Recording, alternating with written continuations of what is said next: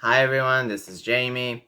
Normally I freestyle my videos, but I've been doing notes for the past few, and this is me trying to go back to freestyling because I'm about to vent. So grab a seat or stay on your seat, whatever. Just cruise on your seat. So basically, I kind of was thinking about the topics which I've had throughout the week in my head, and the biggest one is probably the fact that there's a lot of sort of reasons where I feel unsafe or like other trans people feel unsafe. And it goes hands in hand with the experiences obviously we've had prior.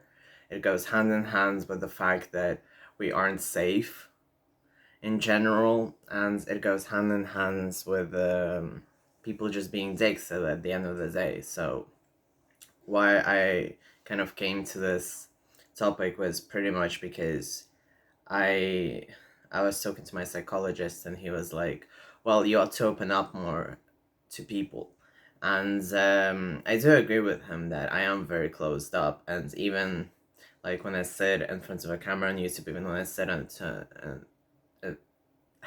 even when I sit in front of another person to vent, even when I try to vent, sometimes it backfires because I get too nervous.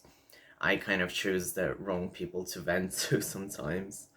Um, I usually place myself in a position where I prefer to listen and to help people. I guess that's why I'm in psychology. That makes sense. I really try to listen to people more. I try to understand their story, what's going on, how to help them, and etc. So, in the end, that ends up with me not venting, or people not knowing who I am, people not knowing certain things about me. Like, I was talking to him, and he was like, "Well, how many people actually know that you're trans?" And I was like, "Not many, unless I'm like doing a talk to a bunch of strangers in the university, or if I'm doing a talk for some organization. But I really go around stealth, and yeah, and this is where my insecurities kick in. Like, I want to say stuff like, well, you can see me, I'm obviously in makeup, it already like tells that I'm gay and etc, so that's enough for me already. But this is me relying on stereotypes and stuff, right? So when I think about certain things, um I just get too shy. I don't want people knowing too much information. Maybe this comes from coming from an Eastern European background. Maybe this comes from like things that I've been told while I was growing up, which was pretty much don't share a lot of yourself because you can get jinxed, people may not appreciate you, and in general, it's better to keep things to yourself or at most family. And this is where I got hit really hard with from the family part because I was abused. So family kind of is a very tricky for me thing to even discuss. And I did go open about it on YouTube, but one thing is going open about on YouTube, another thing is accepting it in your life and moving on, which is what I'm trying to do as well. I also wanted to say, and then you have friends, and I kind of ended up moving a lot throughout my life.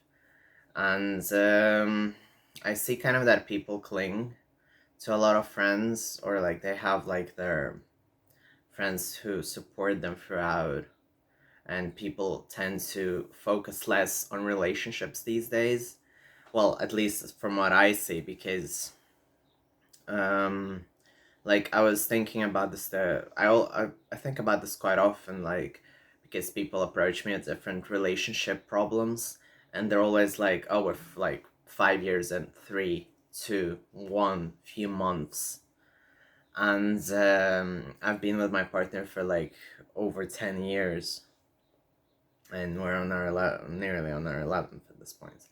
And obviously he's the person who I trust the most, so I don't have this sort of thing with friends, even though I do have friends who I've known for longer who I open up to about certain things, but my partner still always comes first. Well, when it comes to other people, it's not the case. Uh, so yeah, so I kind of don't have this problem that I need to have a friend to open up to, and I end up not trusting people in the end of the day. And it comes from trauma, comes from bad experiences. And I had one of those bad experiences this week where one of my close friends was like making fun of my average, and I was like, well, that's dandy considering the fact that I'm in the middle of test season and I really need to focus on my studying. And he was just making a fool out of himself by putting me down, and I was just like, what? Like, you're studying to be a psychologist, man. Like, what the fuck are you doing here? And this is where I got very defensive because I felt like I know this isn't maybe the right opinion, but I do kind of get nitpicky when I see that people have never worked in their life or have never had to deal with people when it comes to psychological things. Like, they've never volunteered, they've never like helped other people out to a very enormous degree. So I tend to judge them, and maybe because they're younger, maybe because they're not as experienced. So I do tend to judge like silently in my head, and then I like will go home, talk to Lucas about it, and be like, yeah, he's not worked a day in his life, so fuck that. But it's literally a coping mechanism for a bunch of people. Like, you just come back home and you tell yourself like, yeah, his opinion is invalid because of that. And now you're gonna ask me, well, Jamie, how does that tie in with being trans? Because being trans is already an insecurity. Because I mean, there's so many laws passing around these days, like the UK, the US, Hungary, Poland doing the anti-LGBT cities. It's like, what the hell are you even going on there, sweetie? So this is just like quickly mentioning from the top of my head. And that already feels a lot. Obviously, there's places where you can't be trans, there's places where you can't be gay, there's places where you can't be anything. So that kind of obviously puts your self-esteem down when you're trans. So I don't know, it's just really difficult. It's difficult to build self-esteem already when you're trans, when the world is against you, then, and the family is against you, just to a certain degree. Then you have to build it up without thinking that the whole world fucking hates you just for existing. Then I'm also gay. I'm very, very flamboyant.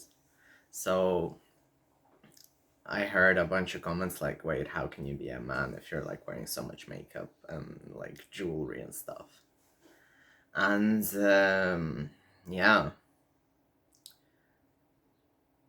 And I just get so nervous even talking about it that I'm like, well, maybe all of this makes no sense. Maybe all of this is really nothing, and I'm just gonna get like 50 downvotes. I don't know. And that's the fear speaking.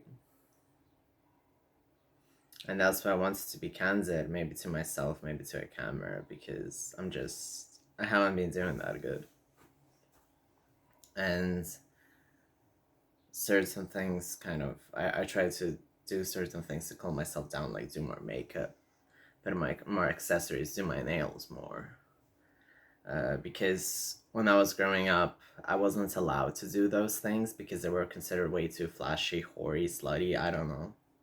And when I moved out, I started using them as a way to sort of see that I can be someone who I enjoy seeing in the mirror. I felt like looking at myself, I was pretty, I was beautiful because the makeup I was doing was beautiful. And I still certainly have those insecurities. When I look at myself, I think, like right now with tea and everything, like the dysphoria obviously elevated, and right now I pass and everything, but sometimes I just get days where I'm like, I don't want to look at myself in the mirror.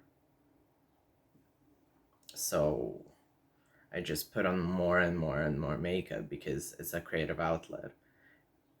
It's a defense mechanism as well.